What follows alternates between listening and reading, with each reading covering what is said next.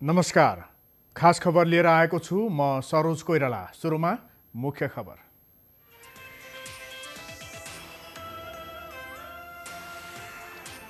नेपाली भूमिमा सडक बनाउने भारतीय कदमप्रति सरकारको गम्भीर आपत्ति। भारत पूर्व सहमति विपरीत अघि बढेको निष्कर्ष। काठमाडौँमा विद्यार्थीको प्रदर्शन। नेपालमा थप 7 जनामा कोरोना संक्रमण। कपिलवस्तु, उदयपुर र पर्सामा भेटिए नयाँ संक्रमित। प्रदेश 1 बढी प्रभावित। जानकी मन्दिरमा ठूलो आर्थिक अनियमितता भएको आशंका। महन्तले आफ्नै चेलामाथि गम्भीर आरोप लगाएपछि जनकपुरमा हलचल। स्थायी कमिटी बैठक नबसेर विधान मिचिएको नेकपा प्रवक्ता श्रेष्ठको भनाई। प्रचण्डलाई कार्यकारी दिए पनि कार्यान्वयन नभएको टिप्पणी। र रुसमा लगातार एक सातादेखि दैनिक 10,000 भन्दा बढीमा संक्रमण। भारतमा पनि संक्रमण तीव्र। बेलारुसमा हजारौं सैनिकको परेड।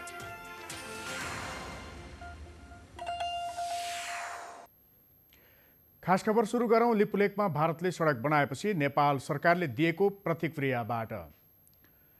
नेपाल सरकारले नेपाली भूमि हुँदै भारतले सडक बनाएको विषयमा औपचारिक रूपमा प्रतिक्रिया दिएको छ।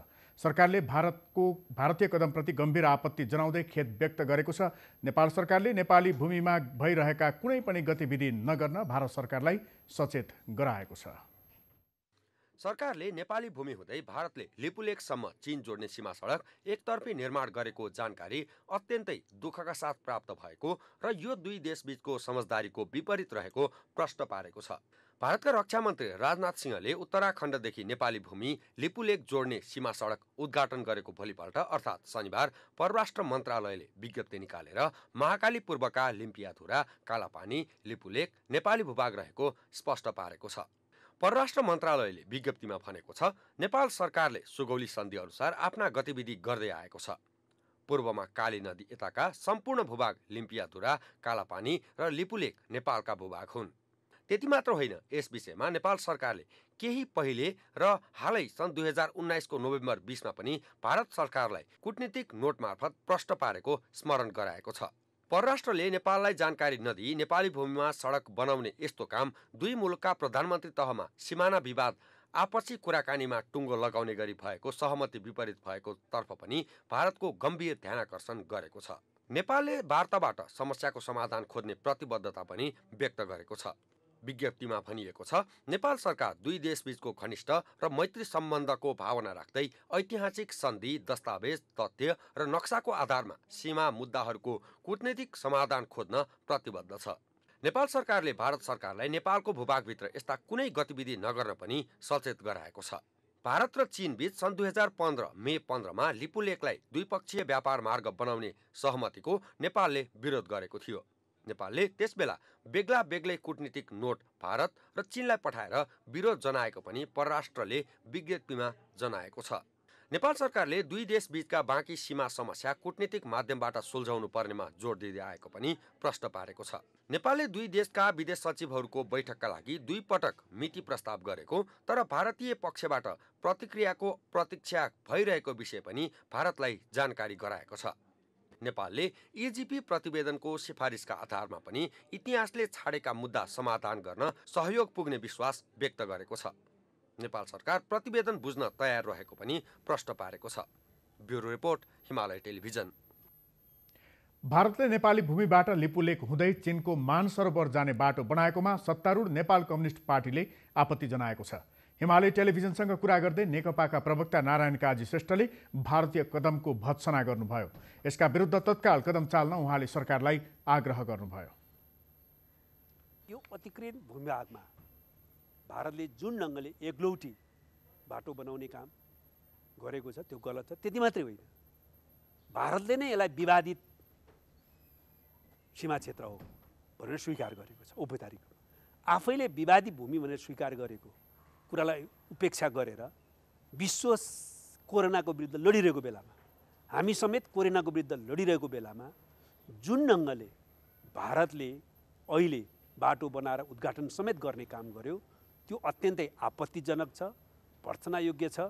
सरकारले यो कार्यको विरुद्ध तत्काल कदम चाल्नेछ, पहल गर्नेछ भन्ने मलाई विश्वास छ। नेपाली भूमि राखेर राजनीतिक नक्सा सार्वजनिक गरेको विवाद समाधान नहुँदै भारतले अर्को हेपाहा कदम चालेपछि त्यसको सर्वत्र विरोध भइरहेको छ। भारतले नेपाली भूमिबाट लिपुलेक हुँदै चीनको मानसरोवर जाने बाटो बनाएको विरोधमा काठमाडौँमा प्रदर्शन भएको छ। सत्तारूढ दल नेकपा निकट विद्यार्थीहरूले काठमाडौँ स्थित भारतीय दूतावास र माइतीघर मण्डलामा प्रदर्शन गरेका छन्। दुवै ठाउँमा प्रदर्शनमा उत्रिएका विद्यार्थीलाई प्रहरीले पक्रिएको छ।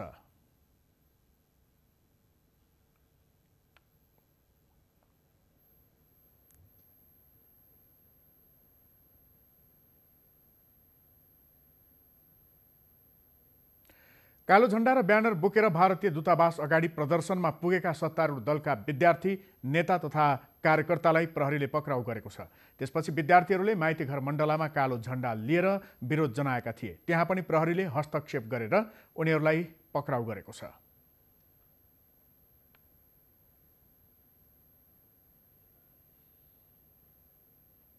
भारतले दार्चुलामा नेपाली भूमिबाट चीनको तिब्बतमा रहेको तीर्थस्थल मानसरोवर जाने सडक बनाएर हिजो उद्घाटन गरेको थियो। दार्चुलाको लिपुलेक क्षेत्र नेपालको भए पनि भारतले त्यो नेपाली भूमि मिचेर सडक बनाएको हो।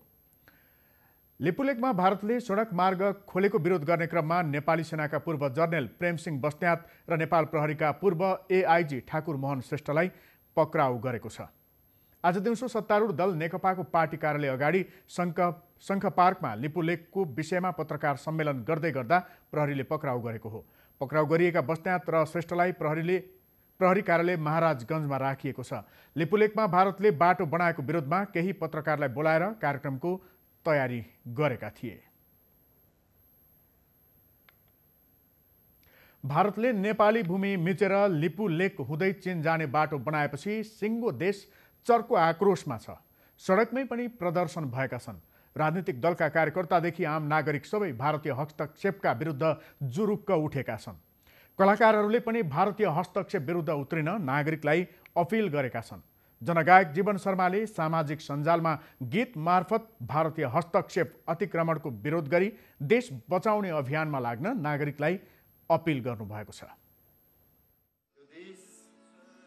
हाम्रो प्यारो राष्ट्र नेपाल अहिले फेरि लिपुलेकमा दुखेको छ।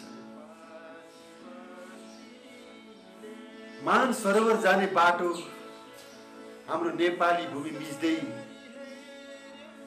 उद्घाटन गरिएको छ र नेपाल राष्ट्रलाई फेरि अर्को घात आइलागेको छ।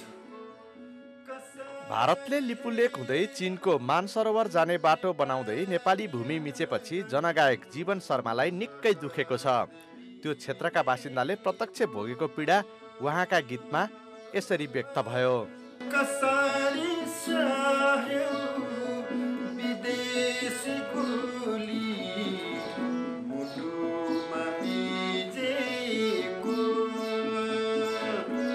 त्यसो त यो गीत शर्माले पञ्चायतकालमा माने भन्ज्याङमा भारतले गरेको ज्यादतीपछि रच्नु भएको थियो। तर समय फरक भए पनि व्यथा उस्तै छ। त्यसैले आम नेपालीलाई उहाँको प्रश्न 34 वर्षपछि पनि उस्तै छ, किनकि लिपुलेक क्षेत्रमा भारतीय फौजको परेड रोकिएको छैन।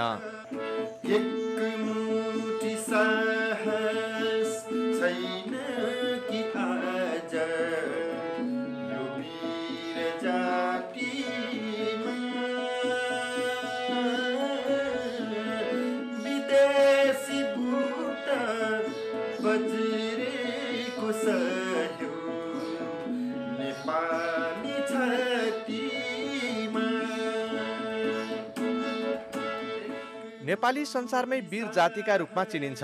यही वीरताका कारण हाम्रो मुलुक कहिल्यै पनि उपनिवेश बनेन।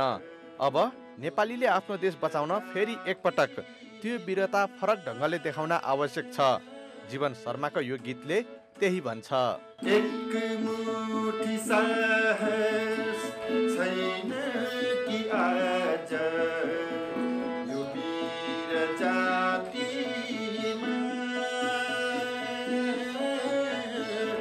विदेशी बुट बज्रेको सहयो नेपाली छातीमा। भारतीय अतिक्रमण र हस्तक्षेप विरुद्ध सिङ्गो देश एक ढिक्का भएर लडे जित सम्भव छ। त्यसैले सबैलाई एकजुट हुन उहाँको अपिल छ। युवा पंक्तिलाई त जाग्न र देश बचाउने काममा लाग्न शर्माको विशेष सन्देश छ।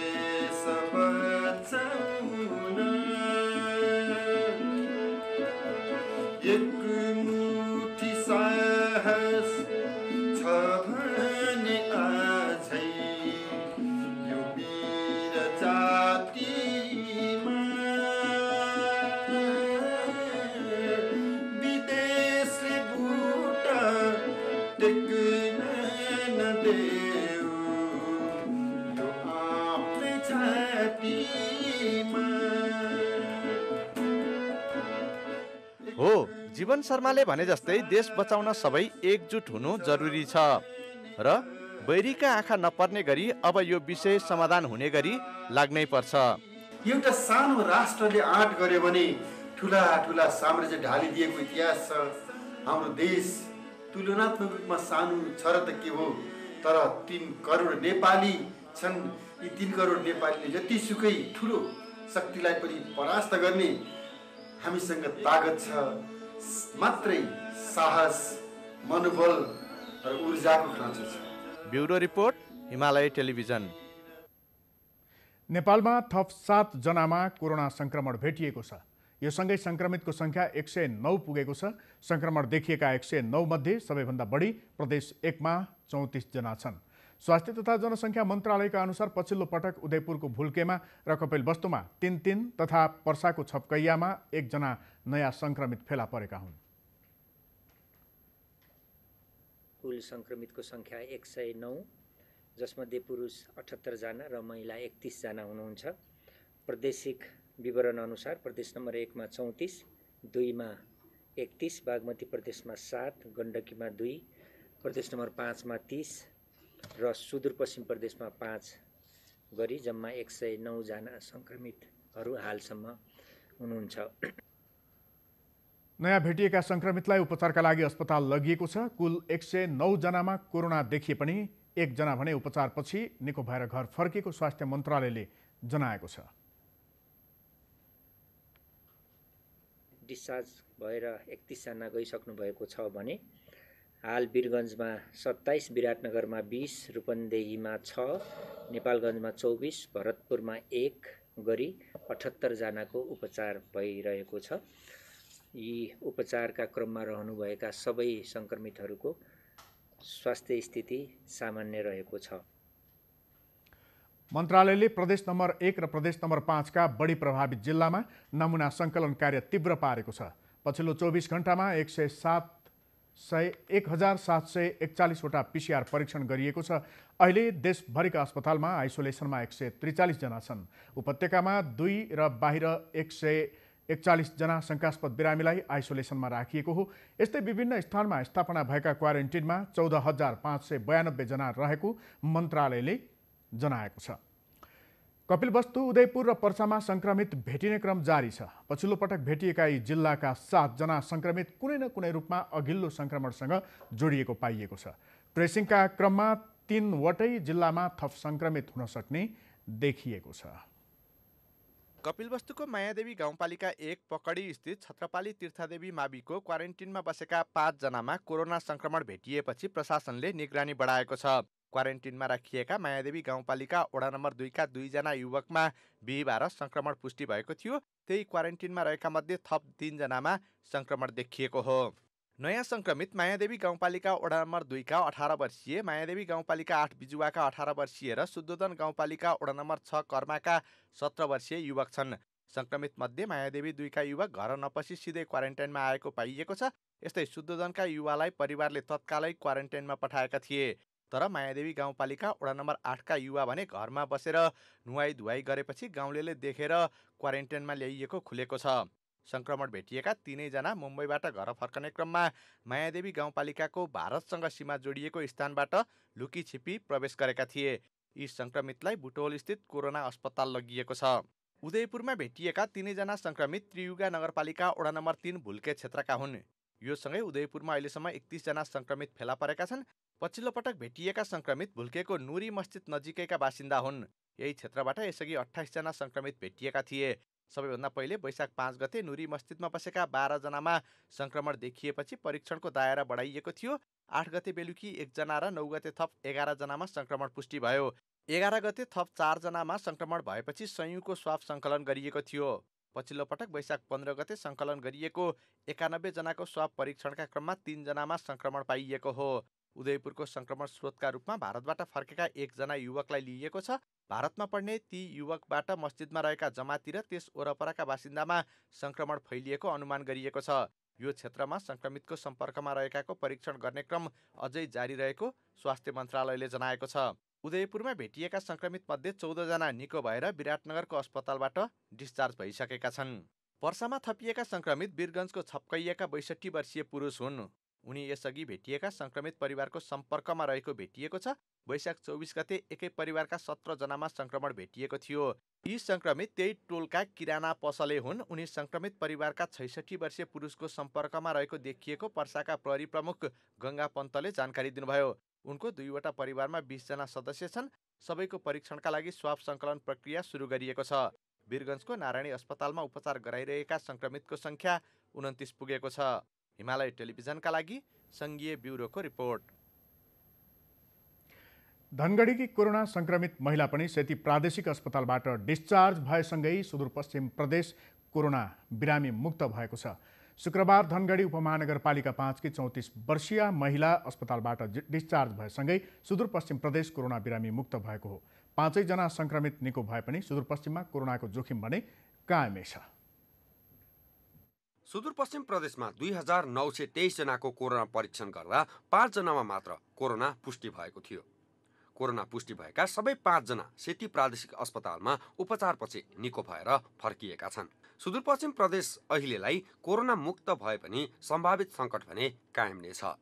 समष्टिगत रूपमा हेर्दाखेरि चाहिँ यो क्षेत्रलाई हामी जोखिम मुक्त भन्न चाहिँ मिल्दैन, किनभने भारतसँग खुल्ला सिमाना जोडिएको एउटा छ। दोस्रो चाहिँ लुकीछिपी आउने व्यक्तिहरू पनि प्रशस्तै पाइएको समाचारमा सुनिन्छ। यसले गर्दाखेरि सजग र अनि यो टेस्टको दायरा चाहिँ हामीले बढाउनु पर्ने देखिन्छ। लकडाउन अघि र लकडाउन लगत्तै भारतबाट आएका नेपालीमा कोरोनाको जोखिम लगभग टरेको भए पनि भारतबाट अब आउने नेपालीबाट भने कोरोनाको सङ्कट कायमै छ। सुदूरपश्चिम प्रदेशमा कोरोना त्रासपछि रोजगारी गुमाएर झन्डै 2 लाख भित्रिसकेका छन्। अझै लाखौं नेपाली स्वदेश प्रवेश गर्ने अनुमति कुरेर सीमा नाकामा बसेका छन्। हाम्रो माग के भने हामीलाई यहाँदेखि सबै निकालेर हाम्रो यो बोर्डरमा यहाँको सरकारले पनि निकालिदियोस्, उहाँको सरकारले पनि हेर्नु पर्यो। हामीलाई मर्नु नै छ भने हामी हाम्रो नेपालमा मर्छौँ भन्छ, राहत भन्छ, आफ्नै तरिकाले राखिराखेको छ। तर यहाँ नेपाल सरकारले एउटा कुरा पनि आफ्नो जनतालाई बचाउने के गरेन्छ। सुदूरपश्चिम प्रदेशमा कोरोना परीक्षणको साँघुरो दायराले पनि सम्भावित सङ्कट कायमै छ। पछिल्लो केही साता यता प्रदेशमा दैनिक 30 जनाको मात्रै परीक्षण हुँदै आएको थियो भने पछिल्लो 4 दिनमा 7 जनाको मात्रै परीक्षण भएको छ। प्रदेश सरकार भने परीक्षण बढाउनु पर्ने आवश्यकता नरहेको दाबी गर्छ। क्वारेन्टाइनमा बसेकाहरूले आरटिटी गर्ने भन्छन्, तर आरटिटीको चाहिँ अहिले अझ 1 हप्ता जति लाग्छ भने काठमाडौँ आइपुग्न। त्यसपछि हामी पठाउँछौँ र पिसिआर मसिनको चाहिँ जसको सब हामीले झिकेका छौँ। अब 56 जनाको आज भोलिमा जाँच हुन्छ। त्यो बाहेक हामीसँग अरू नमुनाहरू सङ्कलन भएर आएकै छैन। अब जिल्लाबाट गाउँबाट नमुना सङ्कलन भएर आएन भने त यहाँ जाँच हुनसक्ने कुरा भएन। यसको मतलब के छ भने कसैमा पनि त्यस्तो लक्षण चाहिँ देखा परेको छैन। हल्का रुगाखुकी लाग्यो, ज्वरो आयो, सास फेर्न गाह्रो जो मान्छे पनि हुन्छ हामी सबैको चाहिँ सब जिल्लाहरूबाट झिकेर पठाउँदैछ। सुदूरपश्चिममा रोकिएका कोरोना परीक्षण सङ्घीय सरकारले किट पठाएपछि शनिबारदेखि सुरु भएको छ र प्रयोगशालामा बाँकी रहेका 50 भन्दा धेरै नमुना परीक्षणको क्रममा छ। यी नमुनाको रिपोर्ट आएपछि सुदूरपश्चिममा कोरोनाको संक्रमण रहे नरहेको स्पष्ट हुनेछ। हिमालय टेलिभिजनका लागि धनगढीबाट शङ्कर बोहराको रिपोर्ट। खास खबर बाँकी नै छ, हामी तपाईसँगै छौँ। अहिले भने मुख्य खबर फेरि एकपटक।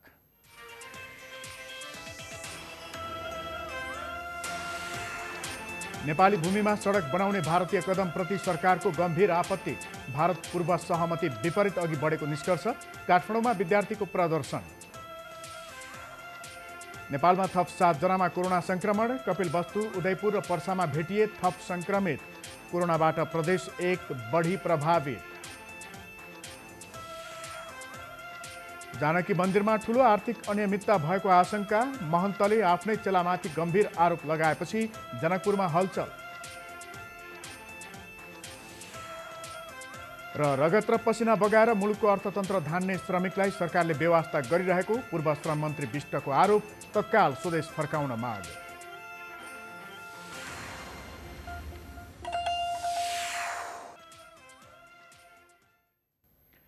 अब बाँकी खबर। सत्तारूढ नेपाल कम्युनिस्ट पार्टीका प्रवक्ता नारायण काजी श्रेष्ठले स्थायी कमिटी बैठक नबोलाएर विधानको गम्भीर उल्लङ्घन भएको बताउनु भएको छ। हिमालय टेलिभिजनसँग कुरा गर्दै प्रवक्ता श्रेष्ठले विधान उल्लङ्घन गर्ने अधिकार कसैलाई नभएको भन्दै आक्रोश व्यक्त गर्नुभयो। हामी को हौँ क्या विधि पद्धतिको उल्लङ्घन गर्ने? 20 गतेको बैठकको एउटा महत्त्वपूर्ण निष्कर्ष के थियो भने हामी सबैका कमी कमजोरी भएका छन्। त्यसको मुख्य एउटा मकसद के थियो भने विधि पद्धति पालना गर्ने है भनेमा। विधानले के भन्छ भने विधानको धाराले 25% स्थायी कमिटीको सदस्यहरूले बैठकको माग गरेमा 15 दिनभित्रमा बोलाउनु पर्नेछ। बोलाउन सकिनेछ होइन, त्यो चाहिँ 25 गते पुरा भयो। भनेपछि हामी को हौँ के विधान उल्लङ्घन गर्ने? केही स्थायी कमिटी सदस्यले कार्यकारी अध्यक्ष पुष्पकमल दाहाल प्रचण्डलाई बैठक बोलाउन दबाब दिए पनि अहिले प्रचण्डले अर्का अध्यक्ष केपी शर्मा ओलीको सल्लाह बिना बोलाउन नसक्ने बताउनु भयो। तर प्रचण्डलाई कार्यकारी अधिकार दिए पनि अभ्यास नभएको भन्दै उहाँले असन्तुष्टि व्यक्त गर्नुभयो। कार्यकारी अध्यक्षको जो निर्णय गरिसकेपछि पार्टी सञ्चालनको मुख्य जिम्मेवारी कमरेड प्रचण्डलाई भनिएको त हो, तर हाम्रो पार्टी एकता सङ्क्रमणकालमा छ। पार्टी सञ्चालनको मुख्य जिम्मेवारी कार्यकारी अध्यक्षलाई हुँदाहुँदै पनि हामीले पार्टीको नेतृत्वको टिमको बिचमा सहमति नै कायम गर्नुपर्छ, एउटा कुरा। दोस्रो कुरा त कार्यकारी अध्यक्षको निर्णय गरियो, त्यसमा पनि समीक्षा छ हाम्रो। कार्यकारी अध्यक्ष निर्णय त गरियो, लागू अहिले अभ्यास भइरहेछ त, अभ्यास चाहिँ त्यति राम्ररी भएको छैन कि? पार्टी वैचारिक र सांस्कृतिक रूपले भ्रष्ट हुँदै गइरहेको पनि उहाँले बताउनु भयो। पार्टीको नेतृत्वदेखि तलसम्म यो समस्या रहेको उहाँको भनाइ छ। नीतिमा, विधिमा, संस्कृतिमा समस्या छ। त्यस कारण हामी नीति स्पष्ट हुनु पर्यो, विधि र पद्धतिमा पार्टी चलाउनु पर्यो र चाहिँ आफैलाई केन्द्रबिन्दुमा राख्ने, चाहे पद प्रतिष्ठाको, चाहे सत्ता शक्तिको होइन, चाहे धन सम्पत्तिको लाई केन्द्रबिन्दुमा राख्ने र त्यसको निम्ति नै जे पनि गर्ने भन्ने जुन खालको व्यक्तिवादी भ्रष्टीकृत प्रवृत्ति देखा परेको छ, त्यसलाई पनि हामीले समाधान गर्नु। पार्टीभित्र अध्यक्ष ओलीदेखि अरू नेतासम्म सबैमा समस्या रहेको भन्दै सबैले सुधार गर्नुपर्ने र त्यसको नेतृत्व प्रधानमन्त्री एवं पार्टी अध्यक्ष ओलीबाटै हुनुपर्ने श्रेष्ठको भनाइ छ। केपी ओली जो अहिलेको पार्टीको अध्यक्ष हुनुहुन्छ, प्रधानमन्त्री हुनुहुन्छ, उहाँले मात्रै सच्याउने भन्ने कुरा हुन्न। उहाँले पनि सच्याउनुपर्छ र उहाँ मुख्य जिम्मेवारी भएको कारणले सबभन्दा बढी उहाँ सचेत हुनुपर्छ र सच्याउने कामको नेतृत्व, रूपान्तरणको अभियानको नेतृत्व पनि उहाँले नै गर्नुपर्छ भन्ने कुरा सही हो। तर व्यक्तिवाद अन्त छैन, उपयोगवाद अन्त छैन, सांस्कृतिक चाहिँ स्खलन अन्त छैन, भ्रष्टीकरण अन्त छैन भन्यो भने त्यो पनि गल्ती हुन्छ। नेकपा प्रवक्ता श्रेष्ठसँगको कुराकानी भोलि आइतबार बिहान 8 बजे कार्यक्रम समय सन्दर्भमा प्रसारण हुनेछ। लकडाउनका कारण विदेशमा रोकिएका नेपाली चाहेर पनि स्वदेश फर्कन सकेका छैनन्। उनीहरूले स्वदेश फर्काउन पटक पटक आग्रह गरे पनि उनीहरूको आग्रहलाई सरकारले बेवास्ता गरेको छ। यो विषम परिस्थितिमा पनि आफ्नै नागरिकको सहारा बन्न नसकेको भन्दै सरकारको सर्वत्र आलोचना पनि भइरहेको छ। उनीहरूलाई स्वदेश ल्याएर क्वारेन्टिनमा राख्न र घर पठाउन सरकारमाथि दबाब बढ्दै गएको छ। देशको अर्थतन्त्रमा रगत पसिना बगाएर टेवा पुर्याउने महत्त्वपूर्ण भूमिका निर्वाह गर्ने नेपाली श्रमिकहरू रेमिटेन्स पठाउँदासम्म त देशको लागि खुसीकै विषय थियो। तर जब उनीहरू सङ्कटमा परे, त्यस्तो अवस्थामा सरकार सहारा बन्दैन, सरकारले अभिभावक भूमिका खेल्दैन भने सरकार कस्तो अवस्थामा चाहिन्छ नागरिकलाई। यसकारण सरकारको आवश्यकता नागरिकलाई अप्ठ्यारो परेको बेलामा हो। उनीहरूलाई नेपाल ल्याइसकेपछि व्यवस्थापन गर्न सकिएला कि नसकिएला भनेर उनीहरूलाई नेपाल ल्याउनको लागि हामीले योजना नबनाउने कुरा यो उपयुक्त हुन सक्दैन, किनकि गन्तव्य मुलुकले उनीहरूलाई नेपाल फर्कनको लागि, स्वदेश फर्कनको लागि दबाब दिइरहेको छ। सरकारले विदेशमा रहेका नेपालीलाई तत्काल स्वदेश ल्याएर व्यवस्थापन गर्न नसक्ने भन्दै जुन ठाउँमा बसेको हो त्यही ठाउँमा बसिरहन आग्रह गर्दै आएको छ। तर पूर्व श्रम मन्त्री गोकर्ण बिष्ट विदेशमा अलपत्र नेपालीलाई स्वदेश फर्काउनु पर्छ भन्ने पक्षमा हुनुहुन्छ, किनकि यो समस्या समाधान गर्ने भन्दा झन बढाउने बाटो हो। त्यसैले उनीहरूलाई फर्काउन पूर्व मन्त्री बिष्टको सुझाव छ। विदेशमा अलपत्र श्रमिकलाई उद्धार गर्न उहाँ विभिन्न कोषको प्रयोग गर्न सुझाव दिनुहुन्छ। सामाजिक सुरक्षाको सन्दर्भमा त्यस्ता केही कोषहरू छन्। वैदेशिक रोजगारीमा जाने युवाहरूले नै भुक्तानी गरेका रकम तिरेका त्यस्ता कोषहरू पनि छन्। ती कोषहरू सङ्कटको बेलामा प्रयोग गर्नु पर्यो। सङ्कटको बेलामा त्यस्ता कोषहरूको प्रयोग मार्फत वैदेशिक रोजगारीमा जाने दाजुभाइ दिदीबहिनीहरूको उद्धार र राहतको लागि सरकारले योगदान गर्नु पर्यो। हामीले कोष जम्मा गरेका छौँ, तर मानवीय जीवन नै सङ्कटमा परेको अवस्थामा त्यसको सही ढङ्गले सदुपयोग हुन सकेन भने यो ज्यादै गम्भीर हुन्छ। कतिपय श्रमिक साँच्चीकै समस्यामा परेका छन् भने कतिपयलाई रोजगारदाताले समस्यामा पारेका छन्। रोजगारदाताले एकपक्षीय ढङ्गबाट करार रद्द गरी नेपाल फर्किन दबाब दिए संयुक्त राष्ट्रसङ्घ, अन्तर्राष्ट्रिय श्रम सङ्गठन, मानव अधिकार आयोग, कूटनीतिक नियोग लगायतमा दबाब दिएर पनि समस्या समाधान गर्न सकिन्छ। एकपक्षीय रूपमा कतिपय गन्तव्य मुलुकले करार सम्झौता रद्द गरेका जस्ता अवस्थाहरू पनि छन्। यो अवस्थाका श्रमिकहरू अलि बेसी जोखिममा पर्नु भएको छ। यस्तो सन्दर्भमा एकपक्षीय रूपमा करार भङ्ग गर्ने कुरा अन्तर्राष्ट्रिय कानुन विरुद्ध छ। सरकारले हाम्रो कूटनैतिक नियोगलाई परिचालन गरेर एकपक्षीय रूपमा करार भङ्ग गर्न नपाइने गरी दबाब दिन जरुरी छ। नेपाली श्रमिकहरूको त्यो प्रकारले संरक्षण गर्नु आवश्यक छ। कोरोनाका कारण नेपाल मात्र नभई पूरा विश्व सङ्कटमा छ। त्यसैले केही देशले आफ्ना श्रमिक फिर्ता गर्न नेपाल सरकारलाई दबाब पनि दिएका छन्, जसको अर्थ हो कुनै न कुनै दिन वैदेशिक रोजगारीमा रहेको ठूलो श्रम शक्ति स्वदेश फर्किने नै छ। त्यसैले उनीहरूलाई स्वदेश फर्काउने र व्यवस्थापन गर्न सरकारले ढिलो गर्नुहुन्न। Bureau report, Himalaya television. Janakpur धामको धरोहर जानकी मन्दिरमा व्यापक रकम हिनामिना र अनियमितता भइरहेको खुलासा भएको छ।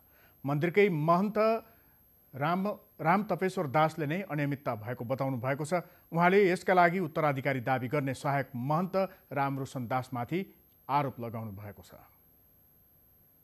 जानकी मन्दिरमा महन्त राम तपेश्वर दासले आफ्नै चेला तथा मन्दिरका सहायक महन्त दावी गर्ने रामरोशन दासमाथि अनियमितता सहितका गम्भीर आरोप लगाएपछि अहिले जनकपुरमा हलचल मचिएको छ। गत विवाह पञ्चमी महोत्सव र जानकी नवमीको आयोजना सहितका कार्यक्रममा मनोमानी ढङ्गले काम गरेको र हर हिसाब नबुझाएको महन्तको आरोप छ। महन्तको पहिलो आरोप छ रामरोशनलाई कुनै जिम्मेवारी नदिए पनि अघोषित रूपमा उत्तराधिकारी दावी गरे। महंत जी आए कपड़ो लिखने देखिन जे कि हमर उत्तराधिकारी है महंत हुए से बात या घोषित साथ हम बीच में कुछ दिन जैसे सो अस्वस्थ भगन और स्वास्थ्य के कारण करे तो सामान्य रूप से जे व्यवहार हो से कर है ना हमरा जानकारी करा। राम तपेश्वरले आफू बिरामी भएपछि दर्जनौं चेलामध्येका एक रामरोशनलाई मन्दिरको प्रशासनिक काम गर्न मौखिक सहमति दिनुभएको थियो। तर रामरोशनले आफू खुसी आयोजना समिति बनाएर विवाह पञ्चमी तथा जानकी नवमी जस्ता कार्यक्रममा आर्थिक हिनामिना गरेको तथा आफूलाई धम्की समेत दिने गरेको अर्को आरोप लगाउनु भएको छ। सब पाई सब हिनामिना करे वही पाईग्राम चर्च के लिए जे तू ककरो से आए तक हम जनकपुर में रामानंद द्वार बननु अते दुकान बननु अते कारोबार करे छी। हम आए तक ककरो से जनकपुर में जे छै पंच सापट हम कले छी लेकिन सहयोग नहीं हम मांगे छी चंदा न गवर्नमेंट से न कोनो व्यक्ति से तू किला ना मांगे छी तो बराबर हमरा ई धमकी अबैत रहे। 2 वर्षमा प्रदेश सरकारले करिब 1.5 करोड रुपैयाँ दिएको आफूलाई खबर आएपछि आश्चर्य लागेको महन्त राम तपेश्वरको भनाइ छ। यसरी सरकारसँग समेत करोडौं रकम लिएर हिसाब दिन नमानेको पनि रामरोशनमाथि महन्तको आरोप छ। कहलियन आइए हम जहाँ के जते हजार खर्चाले से सब हटाओ, हटे के बाद में से अहाँ जो रुपया ले लिया हम प्रदेश सरकार से केंद्र सरकार से रुपया लाओ, हम पत्रकार सम्मेलन करब, ओहिमे अहाँ अपन हिसाब दियो। आ पवन चौधरी जे खर्च करे छे ओकरो हम बजावे ओतऽ से आबे लेल तैयार छै। आ नहीं होते तो मोबाइल खोल के जे छै सबके हम सुनब। जो सामान देने छै खर्च केला के बावजूदो जो बाँच के धैल छै कोठली में, वो सबके हम देखब। पैसा ककरा नाम से चेक कटले, के कोषाध्यक्ष छै, कोन बैंक में खाता छै, ककरा नाम से चेक कटले, कत खर्चा भेलै, ताकि भोजन सामग्री सब व्यवस्था करने चले रह क्या भोजन के नाम से जे कि मारवाड़ी सेवा समिति बराती सबके लास्ट विदाई दिन में हम मात्र एक दिन भोजन करेली।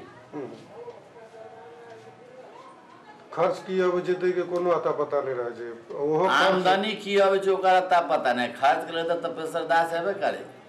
यस्तै रामरोशनले उत्तराधिकारी बन्न केही सञ्चारकर्मीलाई प्रभावमा पारेर आफ्नो प्रचार प्रसार गराइरहेको तथा मन्दिरको नीति नियम विपरीत काम गरिरहेको समेत महन्तले आरोप लगाउनु भएको छ। पूजा तुजा बंद कर तो 2-3 पत्रकार रहे, चिन्ह छे हम मुँह से ओकरा सबके, लेकिन नाम नहीं चिन्ह छे।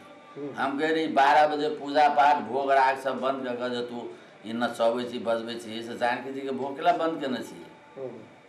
किदन विश्व में देखते लोग, हम विश्व में देखते तू सवेरे काम करते वो गेट बंद कर। तो आप रोशन जी के साथ की होते?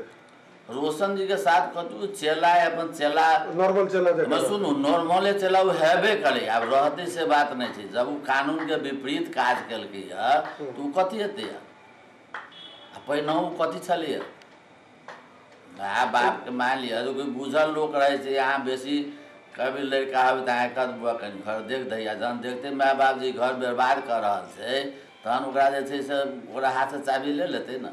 यसबारे सहायक महन्त भनिने रामरोशनले भने प्रतिक्रिया दिन मान्नु भएन। लकडाउनपछि हर हिसाब सार्वजनिक गर्ने उहाँको भनाइ छ। यसरी महन्तले नै अनेकौं आरोप लगाएपछि रामरोशन दास समस्यामा पर्नु भएको छ। महन्तले उहाँलाई जिम्मेवारीबाट हटाउने घोषणा नै गरिसक्नु भएको छ। यो घटनाले मन्दिरमा ठूलो आर्थिक अनियमितता भएको हुन सक्ने देखिएको छ। हिमालय टेलिभिजनका लागि जनकपुर धामबाट क्यामेरामा सञ्जय शाहका साथ पूरण शाहको रिपोर्ट। भोलि आइतबारदेखि सरकारी कार्यालय तथा बैंक तथा वित्तीय संस्था खुल्ने भएकाले काठमाडौँ उपत्यकामा गाडी चलाउन टाइम कार्ड लागू हुने भएको छ। उपत्यकाका प्रमुख जिल्ला अधिकारी, प्रहरी प्रमुख, ट्राफिक प्रहरी लगायतका सरकारवाला निकायहरू बीच भएको छलफलमा तोकिएका सवारी साधन मात्र चलाउन पाउने गरी टाइम कार्ड लागू गरिएको हो। महानगरीय ट्राफिक प्रहरी महाशाखा प्रमुख भीमप्रसाद ढकालका अनुसार सरकारी कार्यालयका कर्मचारीलाई बिहान 9 बजेदेखि 10:30 बजेसम्म कार्यालय जान र बेलुका 5 बजेदेखि 6 बजेसम्म घर फर्कनसम्म तोकिएको छ। यस्तै बैंक वित्तीय संस्थाका कर्मचारी बिहान 9 बजेदेखि 10:30 बजेसम्म गइसक्नुपर्ने र बेलुका 3:30 बजेदेखि 5 बजेसम्म फर्कनु पर्नेछ। त्यस्तै खाद्यान्न, तरकारी तथा अत्यावश्यक खाद्य सामग्री बिहान 10 बजेभित्र ढुवानी गरिसक्नुपर्नेछ। निर्माण सामग्री बोकेका ठूला सवारीलाई बेलुका 8 बजेपछि र बिहान 6 बजेपछि अघि उपत्यकाभित्र प्रवेश गर्न पाउने व्यवस्था गरिएको छ। औषधि र खानेपानीका सवारी साधनको हकमा भने टाइम कार्ड लागू हुने छैन। आफ्ना नागरिकले नेपाल प्रहरीमाथि गरेको व्यवहारप्रति चिनिया दूतावासले चासो देखाएको छ। नेपालस्थित चिनिया दूतावासले हातपातको घटना सुल्झाइएको जनाएको छ। दूतावासले चिनिया नागरिकलाई अनावश्यक रूपमा बाहिर ननिस्कन र अन्तर्राष्ट्रिय उडानमाथि लगाइएको प्रतिबन्ध खुला नहुँदासम्म धैर्यतापूर्वक बस्न आग्रह समेत गरेको छ। आफूहरूलाई स्वदेश फर्काउन माग गर्दै हिजो सिंहदरबारको मुख्य गेट अगाडि प्रदर्शनमा उत्रेका केही चिनिया नागरिकले प्रहरीमाथि हातपात गरेका थिए। आज प्रेस नोट जारी गर्दै दूतावासले कोरोना महामारीको कठिन अवस्थामा नेपाल र चीनले एक अर्कालाई राम्रोसँग बुझ्ने र लकडाउनको कारण उत्पन्न हुने विभिन्न घटनालाई संयुक्त रूपमा समाधान गर्ने जनाएको छ। दूतावासले नेपालको कानुनको पालना गर्न र अनावश्यक रूपमा बाहिर ननिस्कन आफ्ना नागरिकलाई आग्रह समेत गरेको छ। यसअघि चिनिया दूतावासले नेपाल सरकारसँग सहकार्य गरेर 340 जनालाई चीन फिर्ता लगेको थियो। नेपालले अन्तर्राष्ट्रिय उडान मे 31 सम्म स्थगित गरेको र सीमित उडान क्षमताको कारण धेरै चिनिया नागरिक अहिले पनि नेपालमा फँसेका छन्।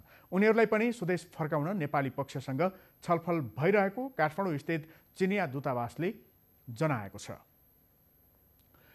कर्णाली प्रदेश सभाको बजेट अधिवेशन आगामी जेठ 11 गते सुरु हुने भएको छ।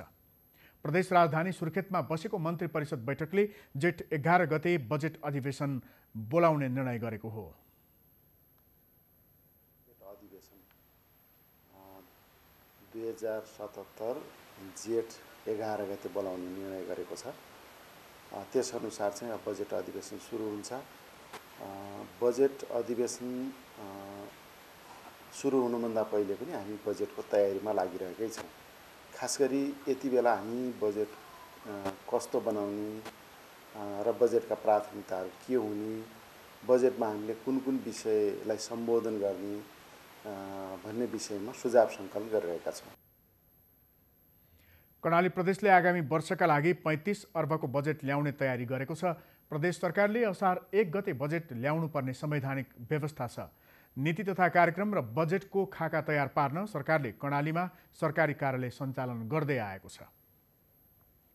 दाङको तुलसीपुरका केही युवाले खेतबारीमै गई किसानले उत्पादन गरेका तरकारी खरिद गरी बजारमा बिक्री गर्दै आएका छन्। युवाको सक्रियताका कारण तरकारी बिक्री नभएर खेतबारीमै कुहिने अवस्था केही कम भएको छ। स्थानीय स्तरमा उत्पादन भएको तरकारी लकडाउनका बेला घरमै पाउँदा उपभोक्ता पनि खुसी भएका छन्। लकडाउनका कारण किसानले उत्पादन गरेको तरकारी नबिक्दा खेतबारीमा नै कुहिन लागेको थियो। एकातिर तरकारी कुहिने र अर्कातिर उपभोक्ताले सहज रूपमा नपाउने अवस्था देखेपछि तुलसीपुरका 12 जना युवा मिलेर होम डेलिभरी सेवा सुरु गरे। बिहान 5 बजेदेखि बेलुका 8 बजेसम्म तरकारी घर घरमै पुर्याउन थालिएको छ। मुख्य उद्देश्य भनेको हजुरको स्थानीय जुन किसान छ उसको चाहिँ अब गाउँमै हजुरको खेतमै हजुर कुहिने अवस्था पनि छ। कतिपय लकडाउनको अवस्थाले गर्दा त्यो कुहिने अवस्था नहोस् र उनको सहज तरिकाले बजारमा आओस् र उचित मूल्य पाओस् भन्ने हाम्रो एउटा मुख्य उद्देश्य हो भने दोस्रो उद्देश्य चाहिँ अहिले बजारमा त्यही कुराले देखाएर तपाईँको महँगी यति नै बढाएको भएर चाहिँ त्यो महँगीलाई पनि कन्ट्रोल ल्याउनुपर्छ भन्ने हिसाबले चाहिँ हामीहरू एउटा युवाहरूको जमातले विकल्प भन्ने नाम दिएर चाहिँ एउटा अभियान चाहिँ सञ्चालन। उपभोक्ता पनि बजार मूल्यभन्दा सस्तोमा घरमै तरकारी पाउँदा खुसी भएका छन्। घरमा सहुलियत भएको छ। तरकारी किन्नु हामी बजार जानुपर्छ भिडभाड हुनुभन्दा यहाँ घर नजिकै भएको राम्रो भएको छ। कृषिमा उपमहानगरपालिकाभित्रकै कृषकहरूको जुन लोकल उहाँहरूले उठाइदिइराख्नु भएको छ त्यसले कृषकहरूलाई पनि राम्रो र हामीलाई पनि जुन हामी ग्राहकहरूलाई पनि ढुक्क भएर बाहिरको कुनै पनि इन्डियाको तरकारी होइन कि भनेर।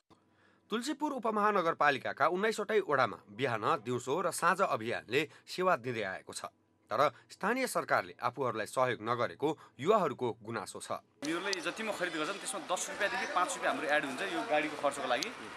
त्यसपछि अरू बाँकी चाहिँ हाम्रो सब भोलिन्टियर हो र त्यसमा हजुरको त्यति नै 10-5 रुपियाँ फरक पर्छ। बजारभन्दा हजुरको धेरै नै फरक पर्छ मूल्य। हाम्रो डिफ्रेन्स चाहिँ यो स्थानीय सरकारबाट अलिकति सपोर्ट नभएको भएर चाहिँ हामीहरूलाई कसरी सपोर्ट गरिरहेका छौँ र कतिपय अवस्थामा तरकारी बजार स्वयंले पनि विरोध गरिरहेका भएर चाहिँ यसलाई चाहिँ अहिले गाडी बढाउन सकेका छैन। त्यस हिसाबले चाहिँ बिहान एक सिफ्ट अनि दिउँसो एक सिफ्ट साँझ एक सिफ्ट गर्छौँ। अनि सङ्कटका बेला अत्यावश्यक वस्तुको सहज वितरण गर्न सरकारी निकाय नै सक्रिय हुनुपर्ने हो। तर यस्तो नभएपछि दाङमा युवा आफै सक्रिय भएका छन्। यसले किसान र उपभोक्तालाई फाइदा पुगेको छ। सरकारी निकायले अडचन हाल्नुभन्दा यस्ता काममा सहयोग गर्नु आवश्यक छ। हिमालय टेलिभिजनका लागि दाङबाट दीपक ओलीको रिपोर्ट। सुर्खेतमा दैनिक जसो लकडाउनको अवज्ञा भइरहेको छ। महत्त्वपूर्ण काम भन्दै स्थानीय प्रहरीलाई नटेरी बाहिर निस्किएका छन्। यसले कोरोना भाइरसको जोखिम बढेको छ। कडाइका साथ लकडाउनको पालना गर्न अनुरोध गरिरहे पनि सडकमा बिना काम निस्कने मानिसले समस्या भइरहेको प्रहरीले जनाएको छ। सम्झाइरहेछौँ व्यक्तिहरूलाई, मानिसहरूलाई अनि पसलवालाहरूलाई अलिकता नागरिक पनि जनता पनि आफै अलिकता अवेर नभएको हो कि भन्ने जस्तो भान चाहिँ देख्न सकिन्छ। पटक एउटै मान्छेलाई भन्दाखेरि पनि उहाँहरूले अटेर गरेको अवस्था चाहिँ अलिअलि छ। उहाँहरूलाई त्यस्तो अटेर गरेको मान्छेहरूलाई चाहिँ हामीले ल्याएर पिकेटमा ल्याएर 2 घन्टा 3 घन्टा बन्द गरेका छौँ।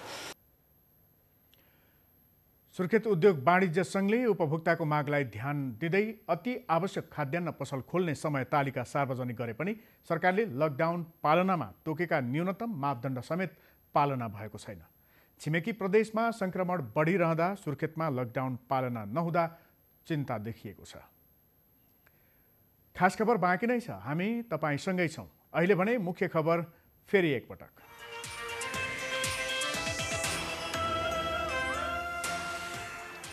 नेपाली भूमिमा सडक बनाउने भारतीय कदमप्रति सरकारको गम्भीर आपत्ति। भारत पूर्व सहमति विपरीत अघि बढेको निष्कर्ष। काठमाडौँमा विद्यार्थीको प्रदर्शन। नेपालमा थप 7 जनामा कोरोना संक्रमण। कपिलवस्तु, उदयपुर र पर्सामा भेटिए थप संक्रमित। कोरोनाबाट प्रदेश 1 बढी प्रभावित। जानकी मन्दिरमा ठूलो आर्थिक अनियमितता भएको आशंका। महन्तले आफ्नै चेलामाथि गम्भीर आरोप लगाएपछि जनकपुरमा हलचल। र स्थायी कमिटी बैठक नबसेर विधान मिचिएको नेकपा प्रवक्ता श्रेष्ठको भनाई। प्रचण्डलाई कार्यकारी दिए पनि कार्यान्वयन नभएको टिप्पणी।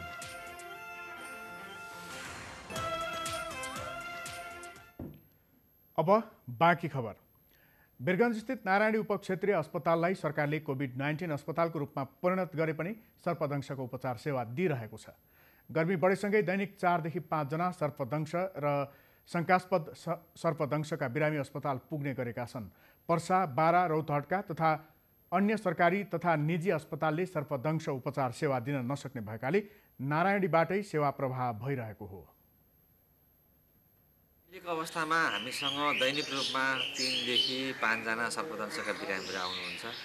हामीलाई चैत्र 30 गतेको निर्णयबाट कोभिड हस्पिटलमा परिणत भए पनि हामीले यो सेवालाई छोड्न सकेका छैनौँ। हामीले 24 घण्टा फिभर क्लिनिक सञ्चालन गरे सँगसँगै सर्पदंशको बिरामीको उपचार पनि हामी नै दिइरहेछौँ। किनभने हामीलाई यसको जटिलता थाहा छ। कुनै पनि अस्पतालले यसको सेवा प्रवाह नगर्ने र बिरामीको बिचल्ली हुने डरले र सर्पदंशको उपचार त्यति सहज पनि नभएको हुनाले हामीले नै नारायणी अस्पतालको इमर्जेन्सीमा यी बिरामीहरूलाई राखेर उपचार गर्छौँ, अब्जर्भेसन गर्छौँ र यिनीहरूलाई निको पाएर घर पठाउँछौँ। कुनै पनि निजी अस्पतालले सेवा दिन नसक्ने भएकाले सर्पदंश सेवा नारायणीकै आकस्मिक कक्षबाट प्रदान भइरहेको छ। देश लकडाउनमा छ।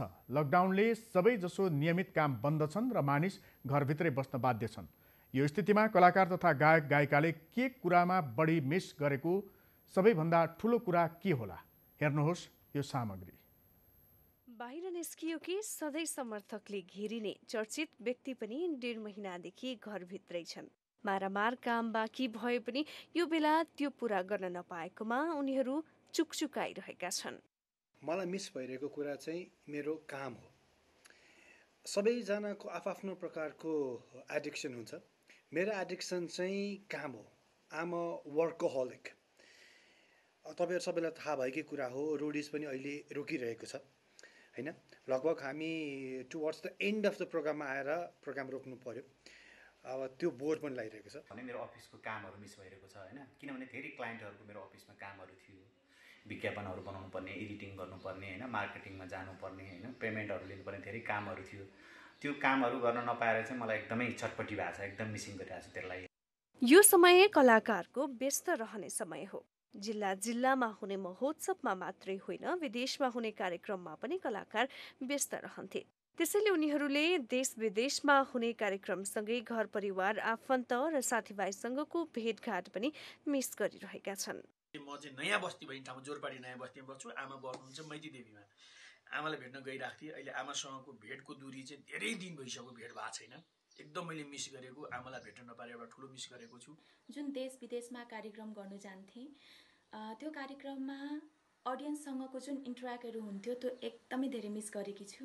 जस्तो अब साङ्गीतिक जमघटहरू भयो, सृजनात्मक भेटघाट भयो, अब दिनदिनै हाम्रो स्टुडियोमा हुने रेकर्डिङहरू त झन् अत्यन्तै मिस भएको छ। म एकदमै अब रेकर्डिङहरूमा व्यस्त थिएँ र अग्रजदेखि नयाँ पुस्तासम्मको रेकर्डिङहरू नै मिस गरिरहेको छु। राम्रो राम्रो शब्द र म्युजिक एरेन्जहरू मिस गरिरहेको छु। साङ्गीतिक फ्यामिलीलाई मिस गरिरहेको छु। लकडाउनले कतिपय कलाकारका काम अधुरै छन्। सुरु गरेका काम पूरा गर्न नपाएकोमा पनि उनीहरूलाई थकथकी लागिरहेको छ। क्याम्पस जहाँ जागिर खान्छु त्यो, त्यसपछि गर्ने अरू साहित्यिक गतिविधिहरू र 1-2वटा कामहरू थिए गर्नुपर्ने, सुटिङका कामहरू, डकुमेन्ट्रीको कुराहरू थियो। ती सब कामहरू गर्न नपाउनु भनेको आफ्नो काम गर्न नपाउनु, दैनिक कामहरू त्यो नि मिस गरेको हो। हामी नेपाल चलचित्र कलाकार सङ्घ एउटा चलचित्र कर्मीहरूको हक हितको लागि अगाडि बढ्दै थियौँ र विशेष गरी अझ हाम्रो एउटा मूल एजेन्डा भनेको चलचित्र भवनको निर्माण गर्ने र त्यो कार्यमा एउटा जग्गा प्राप्तिको लागि हामी अगाडि बढ्दै थियौँ। धेरै नै अगाडि पुगिसकेका थियौँ, त्यो ठ्याक्क रोकियो। त्यो हामीलाई एकदम ठुलो मिस भइरहेको छ। कलाकार भन्ने बित्तिकै धेरैजना फिटनेस फ्रिक छन्। उनीहरू मध्येका कतिले जिम र नियमित अभ्यासलाई पनि सम्झिरहेका छन्। एउटै ठाउँमा बस्दा बस्दा अलिकति बाहिरको अब इन्भाइरोमेन्ट भनौँ न होइन, नेचुरल अब ब्रिजहरू यस्तो चाहिँ बढी मैले मिस गरेछु र अफकोर्स साथीभाइहरू फ्रेन्ड्सहरू हो, साथीहरूलाई मैले एकदम मिस गरिरहेको छु र मेरो काम जसलाई मैले जाने चलचित्र निर्माता छन् त्यसलाई मैले अत्यन्तै मिस गरेको छु। अब जिम मैले क्लब एकदम मिस गरेको छु। अब त्यसै गरी अब बाहिरको अन्य वातावरणहरू एउटा खुला रूपमा हिँडिन्थ्यो, त्यो कुरालाई एकदम मिस गरिरहेको छु। सबैभन्दा बढी मिस गरेको चाहिँ फ्रिडम अफ लाइफ। एउटा मान्छेको जीवनमा हामीले जुन आवश्यकता महसुस गर्छौँ, स्वतन्त्रताको जुन हामीलाई आवश्यकता हुन्छ, यहाँ जान पाए हुन्थ्यो, यो गर्न पाए हुन्थ्यो होइन, साथीभाइसँग ग्यादरिङ गर्ने एउटा सोसियल लाइफ, त्यो सोसियल लाइफ चाहिँ हामीले मिस गरिरहेछौँ। कोरोनाले नेपालको साङ्गीतिक र चलचित्र उद्योगलाई पनि नराम्ररी प्रभावित बनाएको छ। यसबाट बाहिर आउन अझै कति समय लाग्ने हो त्यो भने कसैलाई थाहा छैन। यो अवस्थामा कलाकार तथा गायक गायिकालाई अधुरा काम सम्झँदै बस्नुको विकल्प पनि त छैन। Bureau report, Himalaya television. बाराको जितपुर सिमरा उपमहानगरपालिकामा नेपाली सेनाले एकीकरण स्मृति उद्यान बनाउने भएको छ।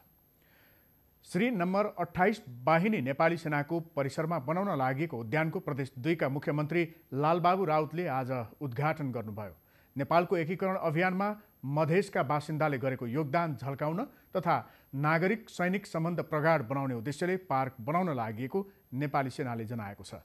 21 करोड 95 लाख 88 हजार लागतमा बनाउन लागेको पार्क 2078 जेठ 31 गतेसम्म सम्पन्न गर्ने लक्ष्य राखिएको बाहिनीपति सहायक रथी अनुपजङ थापाले जानकारी दिनुभयो। पहिलो चरणमा 3 वटा प्याकेजमा पार्कको काम सुरु गर्न लागि छ। अब आर्थिक खबर।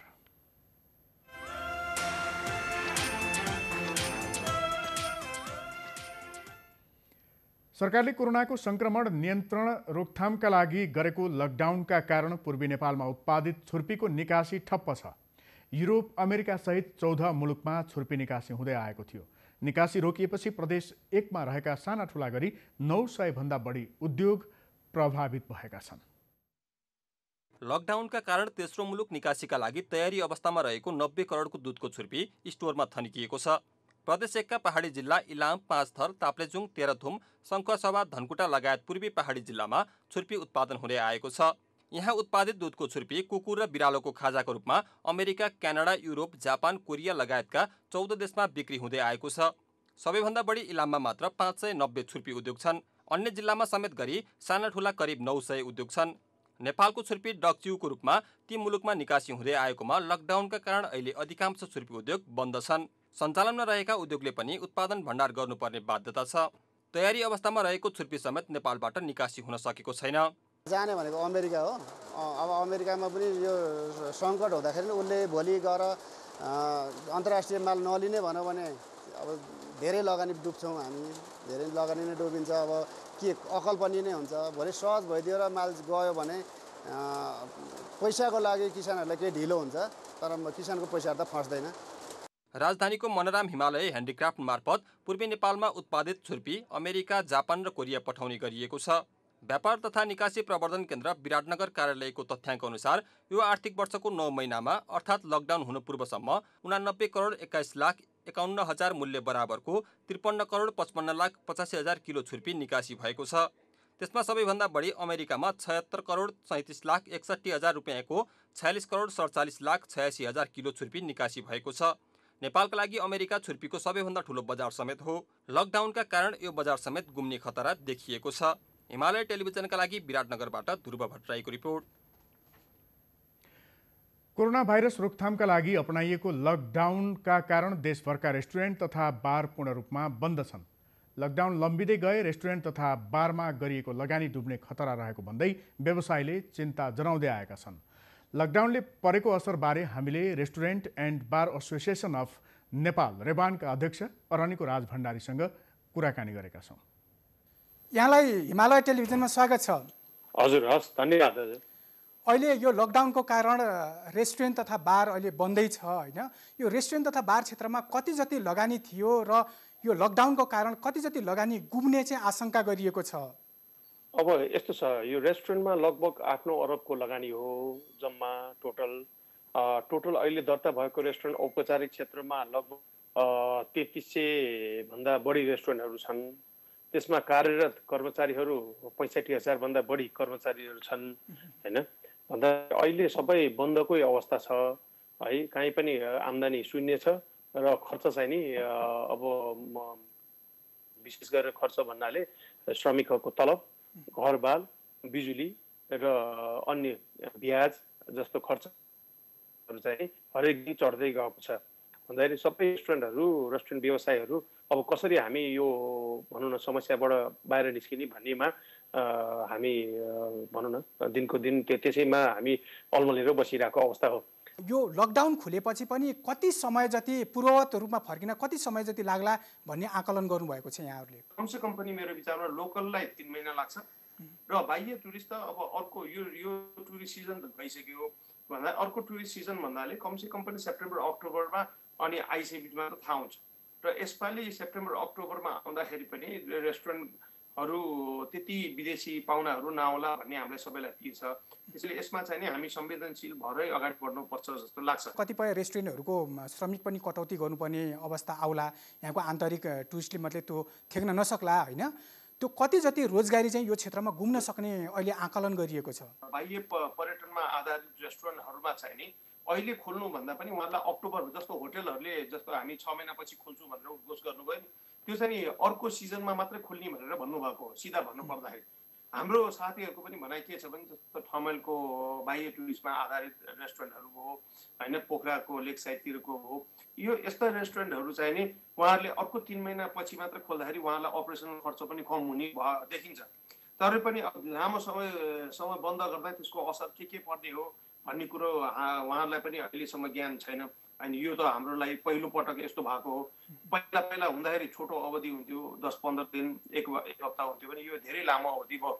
अब जहाँसम्म श्रमिकहरूको कटौतीको हकमा के छ भने अब अहिलेसम्म हामीले चैत महिनासम्मको तलब जैनतेन गरेर दिने बिदा मिलाउने दिने भन्ने भएको छ भने यो वैशाख महिनाको तलब चाहिँ एफएनसिसिआईले 50% बेसिक स्यालेरीको 50% मात्र दिने भनेर उहाँहरूले डिक्लेयर गरिसक्नु भएको छ होइन। एफएनसिसिआईको धारणा त्यो छ भने नेपाल सरकारले चाहिँ नि आफ्नो नेपाल सरकार मार्फतको कर्मचारी र नेपाल सरकार मार्फतको उद्योगहरूमा 50% अहिले र 50% पछि गर्ने भनेको छ। भन्दाखेरि एउटा अहिले यो बन्द गर्दाखेरि नेपाल सरकारले लकडाउन गरेको भन्दाखेरि के गर्ने र निजी क्षेत्रको उद्योगहरूले पर्यटन उद्योगहरूले के कस्तो तलब दिने भन्ने कुरा क्लियर आउनुपर्छ। नत्र त हामी कर्मचारीहरू र हाम्रो श्रमिकहरू र म्यानेजमेन्टको बिचमा यसले ठुलो विवाद ल्याउँछ जस्तो मलाई लागिरहेको छ। म नेपाल सरकारलाई विनम्रपूर्ण आग्रह गर्न चाहन्छु, सबभन्दा क्षति भएको पर्यटन उद्योग हो, त्यसलाई त्यसको श्रमिकहरूको हकमा के गर्ने र अरू पार्सियली चलेको उद्योगमा के गर्ने, चल्दै नचलेको उद्योगमा के गर्ने भन्ने तलबको विषयमा चाहिँ सबैभन्दा पहिला डिक्लेयर गर्दै जानुपर्छ। कर्मचारी कटौतीको हकमा कुरा गर्नुभयो। अब यो लोकल टुरिस्टमा आधारित रेस्टुरेन्टहरूले कमसेकम पनि 20-25% कर्मचारी कटौती गर्न खोजिरहेको देखिन्छ, 25-30% लगभग भने यो विदेशी पाहुनामा आधारित रेस्टुरेन्टहरूमा चाहिँ नि कमसेकम पनि अहिले नभइकन पछि अक्टोबरमा मात्रै उहाँहरूले फेरि कर्मचारी लिन पाए हुन्थ्यो भन्ने उहाँहरूलाई भित्री मनमा छ। त्यही पनि हामीले अहिले कर्मचारी कटौती गर्ने हामीले एउटा मोरली होइन यस्तो अवस्थामा मानवीय हिसाबले पनि हामीले मुखले भन्नु पनि सकेका छैनौँ र आम्दानी नभए पनि हामी चुप लाएर बस्नुपर्ने अवस्था छ। र यसमा अब नेपाल सरकार अनि विभिन्न टुरिज्म बोर्ड छ, विभिन्न निकायहरू छ, बसेर कसरी गर्ने त? हामीलाई मात्रै कर्मचारीलाई तलब दिऊ भनेर भनिदिँदाखेरि हामीले गर्न सक्छौँ त आम्दानी नभएपछि? खास खबर बाँकी नै छ, हामी तपाईँसँगै छौँ। अहिले भने मुख्य खबर फेरि एकपटक।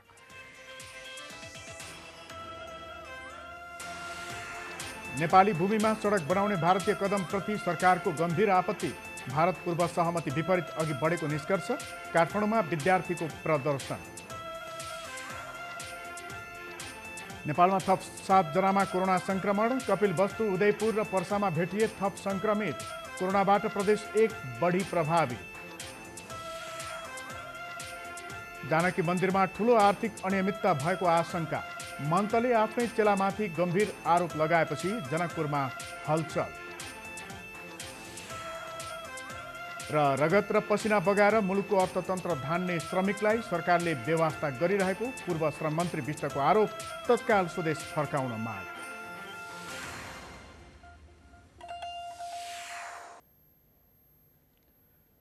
अब विदेशका खबर।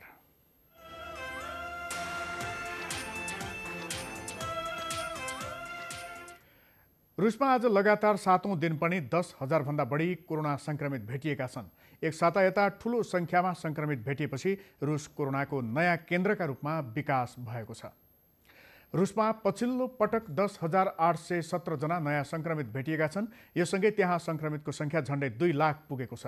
रुसमा पछिल्लो पटक 104 जनाको मृत्यु भएको छ।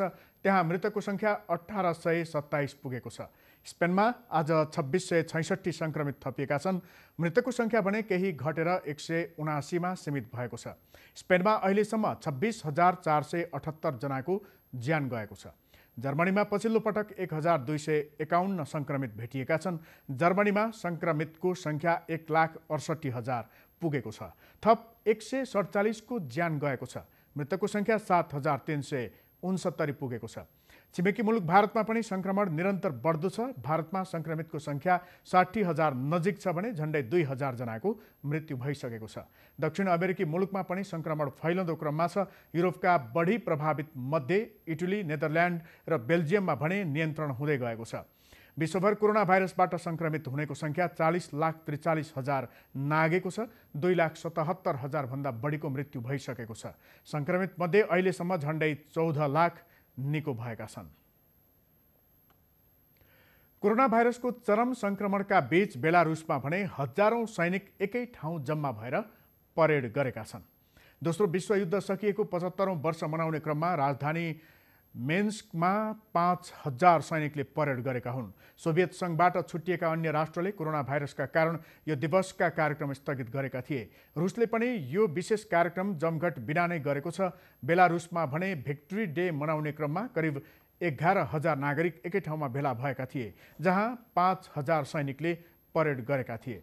कोरोना भाइरसलाई गम्भीरताका साथ नलिएकोमा अन्तर्राष्ट्रिय समुदायले समेत आलोचना गरिरहेका बेला बेलारुसले यस्तो कार्यक्रम गरेको हो। कार्यक्रममा झण्डै 100 जना चिनिया सैनिक पनि सहभागी थिए।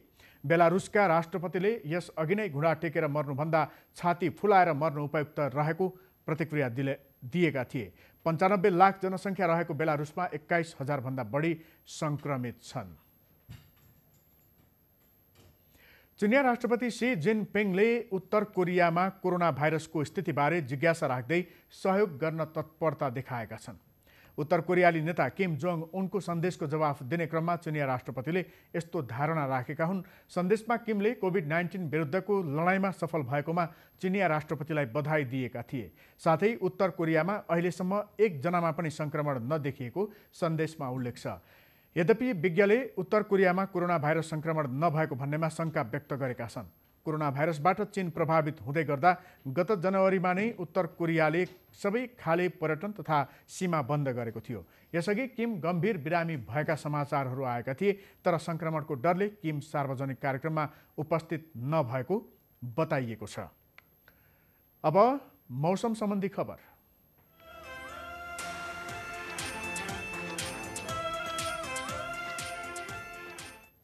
आज राति र भोलि पश्चिमी भागमा सामान्य बदली रही बाँकी ठाउँमा आंशिक बदली रहनेछ। पश्चिमी भेगका थोरै ठाउँ र मध्य तथा पूर्वका 1-2 ठाउँमा मेघगर्जन, चट्याङ, असिना र हावाहुरी सहित वर्षाको सम्भावना रहेको जल तथा मौसम पूर्वानुमान महाशाखाले जनाएको छ। भोलि बिहान 5:18 उदाउने सूर्य साँझ 6:43 अस्ताउनेछ। अब देशका विभिन्न ठाउँको मौसम सम्बन्धी जानकारी।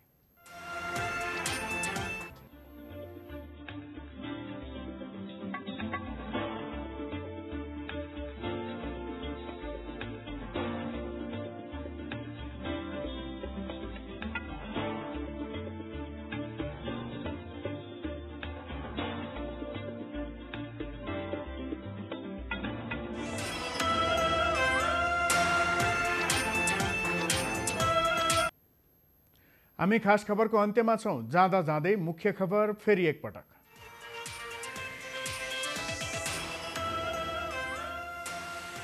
नेपाली भूमिमा सडक बनाउने भारतीय कदमप्रति सरकारको गम्भीर आपत्ति। भारत पूर्व सहमति विपरीत अघि बढेको निष्कर्ष। काठमाडौँमा विद्यार्थीको प्रदर्शन। नेपालमा थप 7 जनामा कोरोना संक्रमण। कपिलवस्तु, उदयपुर र पर्सामा भेटिए थप संक्रमित। कोरोनाबाट प्रदेश 1 बढी प्रभावित। जानकी मन्दिरमा ठूलो आर्थिक अनियमितता भएको आशंका। महन्तले आफ्नै चेलामाथि गम्भीर आरोप लगाएपछि जनकपुरमा हलचल। स्थायी कमिटी बैठक नबसेर विधान मिचिएको। नेकपा प्रवक्ता श्रेष्ठको भनाई। प्रचण्डलाई कार्यकारी दिए पनि कार्यान्वयन नभएको टिप्पणी। र रुसमा लगातार 1 सातादेखि दैनिक 10,000 भन्दा बढीमा संक्रमण। भारतमा पनि संक्रमण तीव्र। बेलारुसमा हजारौं सैनिकको परेड।